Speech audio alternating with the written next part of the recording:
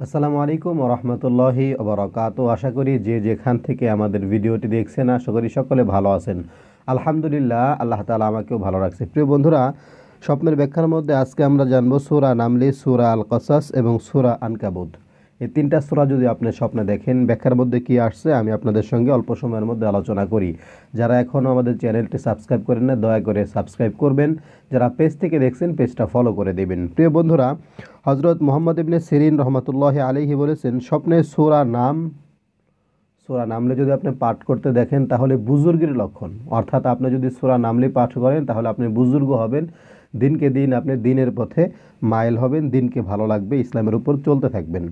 হজরত ইব্রাহিম কিরমানি রহমতুল্লাহ আলাইহি বলেছেন, ধন সম্পদ তাকে হাতছানি দিয়ে ডাকবে। অর্থাৎ সূরা নামলে স্বপ্নে দেখলে ইব্রাহিম কিরমানি রহমতুল্লাহ আলাইহির মতে ধন সম্পদ আপনাকে ডাকবে, মানে দিনকে দিন আপনার সম্পদ বাড়তে থাকবে। হযরত জাফর সাদিক রহমতুল্লাহ আলাইহি বলেছেন, দুনিয়াতে তার ধন সম্পদ বেশি হবে। অর্থাৎ আপনি যদি সূরা নামলে স্বপ্নে দেখেন তাহলে দুনিয়াতে আপনার ধন সম্পদ বেশি হবে, এমনটা বুঝতে পারবেন। প্রিয় বন্ধুরা, আপনি যদি সূরাতুল কসসি স্বপ্নে দেখেন তাহলে মুহাম্মদ ইবনে সিরিন রহমতুল্লাহ আলাইহি বলেছেন, স্বপ্নে সূরা আল কসস পাঠ করতে দেখা ধন সম্পদের অধিকারী এবং আল্লাহ তাআলার জিকিরে মশগুল হবে।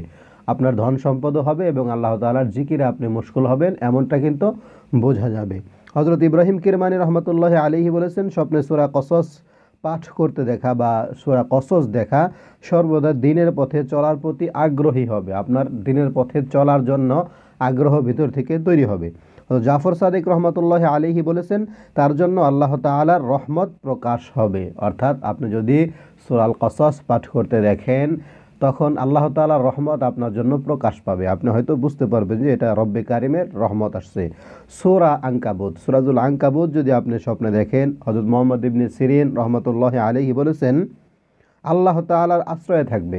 আপনি সূরা আনকাবুত স্বপ্নে দেখা মানে আপনি আল্লাহ তাআলার আশ্রয়ে থাকবেন। আর আল্লাহ তাআলার আশ্রয়ে একজন মানুষ থাকলে তার আর কি প্রয়োজন আছে আমাকে বলেন। হযরত ইব্রাহিম কিরমানি রহমতুল্লাহ আলাইহি বলেছেন, বিপদ আপদ থেকে মুক্ত থাকবে। যত ধরনের বিপদ আপদ আছে সমস্ত বিপদ আপদ থেকে আপনি মুক্ত থাকবেন। হযরত জাফর সাদিক রহমতুল্লাহ আলাইহি বলেছেন, সে পরম সৌভাগ্য লাভ করবে। অর্থাৎ আপনি অনেক সৌভাগ্য লাভ করবেন, যে কোনো ক্ষেত্রে আপনি সফল হবেন। প্রিয় বন্ধুরা, সূরা নামলে, সূরা কসস, সূরা আনকাবুত এই তিনটা সূরা স্বপ্ন দেখলে কি কি ব্যাখ্যা হতে পারে আমি আপনাদের সঙ্গে আলোচনা করলাম। আশা করি সকলে বুঝতে পেরেছেন। সকলে আমাদের চ্যানেলের সাথে থাকবেন। পেজ থেকে হলে পেজটা ফলো করে আমাদেরকে ভালোবাসা দেবেন। সকলে ভালো থাকুন। আসসালামু আলাইকুম ওয়া রাহমাতুল্লাহি তাআলা ওয়া বারাকাতুহু।